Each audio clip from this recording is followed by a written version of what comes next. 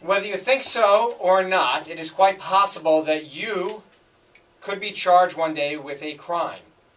You might not think that that's possible, but in fact it could be if you were driving under the influence. And people may not realize, Bubba, that it's actually a crime.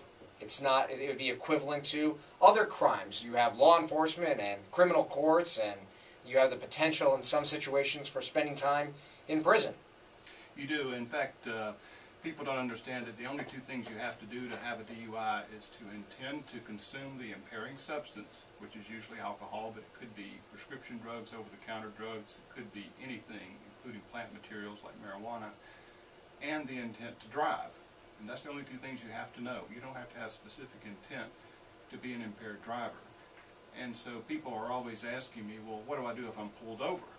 Well, the best thing you can do is protect your legal rights. And the way to do that is to do what the Constitution says you can do. You can remain silent if you're being questioned. Everything on the side of the road, field test, everything is voluntary. Handheld detectors, field sobriety test, walk and turn, one-leg stand, follow a pin, blow into that handheld thing. All that's voluntary and optional. All you have to do is politely decline. And then the most important thing after that is that if you don't take the test, you could be suspended without any driving privileges. There's no work permit on a refusal.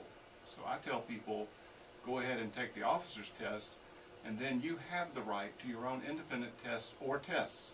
The first one you should go get is a blood test at a hospital nearby that you know, and that you know you can probably get in and pay for, and the officer has to accommodate you getting the money if you need to go to an ATM. And when you get the blood drawn, you're not going to get a number that night, so you may also want to ask for an additional breath test, which you're entitled to, and you can say, take me to a different police station. That way you have not given any unnecessary evidence to the roadway. You do have to tell them who you are. You have to show ID. But beyond that, you don't have to say anything. And it's much better to remain silent than to lie.